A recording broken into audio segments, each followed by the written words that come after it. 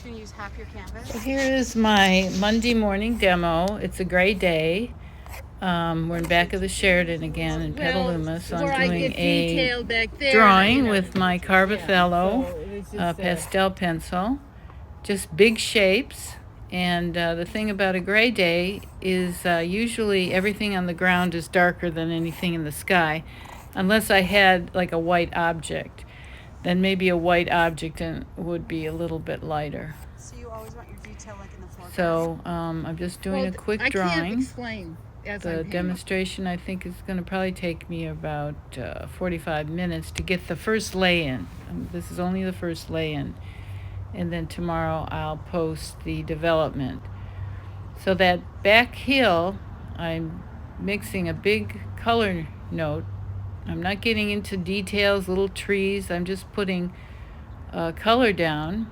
And when I'm putting it down, I'm thinking, well, probably it's going to be a little bit cooler, but I'm starting with a lot of saturation, and then I can come in and just cool it a bit later on.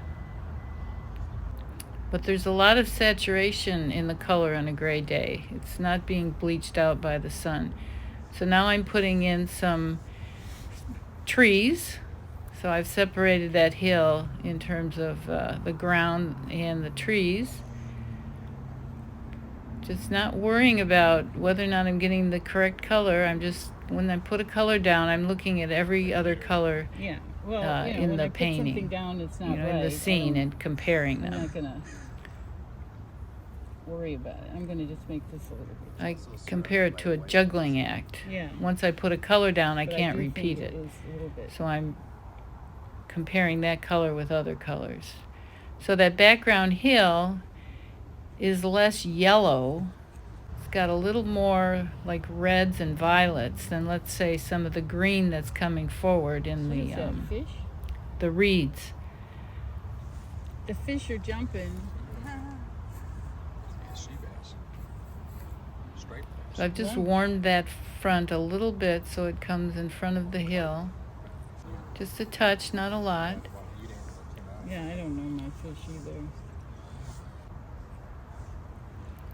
And then now I'm going to put the trees in on the right in perspective. So they're larger as they come forward and they recede prospectively. They get smaller as they go back. That's wrong. So I've got enough intensity and value so those trees come forward in front of the hill. And then there's some red on the tree. It's turning colors.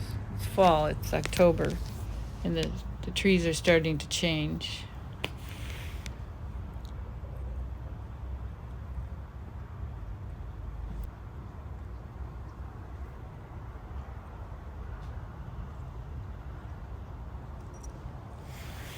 So I'm always thinking of structure and form. Those reeds have a top and a side.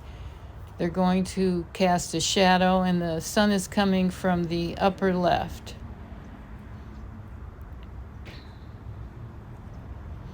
So I've really warmed up these reeds here so they come in front of the hill in the background. And then the water, if you look at the water and compare it to the sky, it's darker than the sky.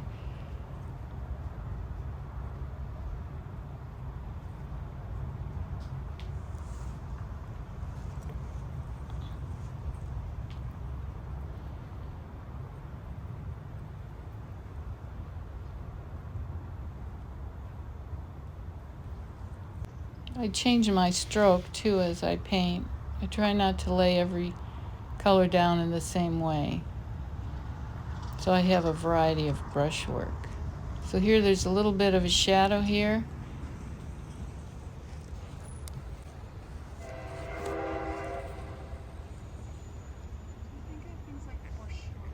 No, I think I'm mixing a color for the water back there. Yeah, so the water back there is going to be a little bit darker. Then as we come forward, it gets a little bit lighter and probably a little bit redder or pinker. But it's still darker than the sky.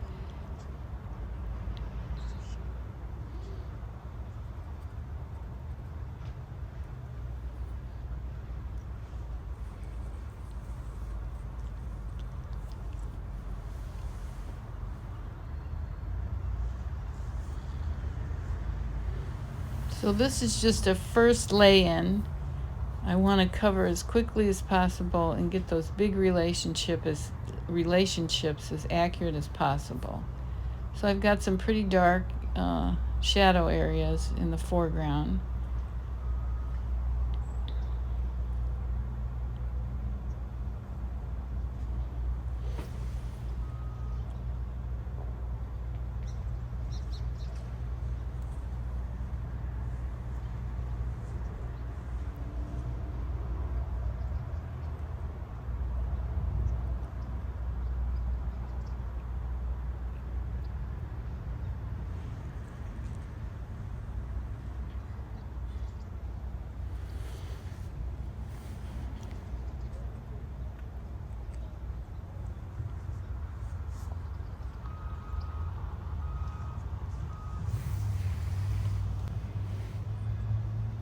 So then here, these reeds in the foreground are pretty cool green.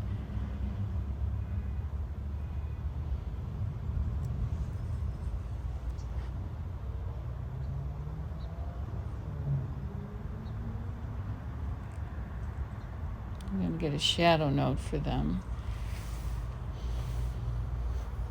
Then I think I'm mixing the shadow color of the water.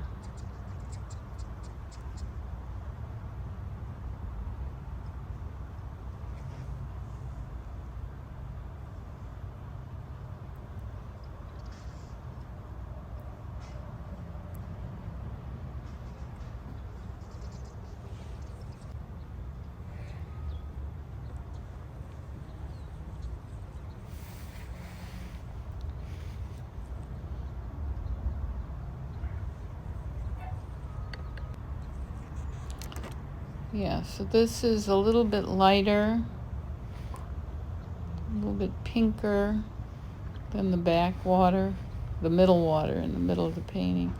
I'll probably maybe lighten this in the second go around. I'm not sure. I still have to keep looking at the sky-ground relationship. So now there's some clouds in the sky, but I'm trying to keep that sky light. Even the clouds are light, pretty light.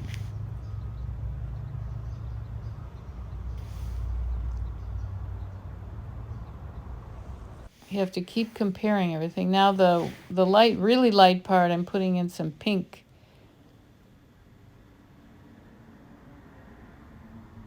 So this is the first lay-in.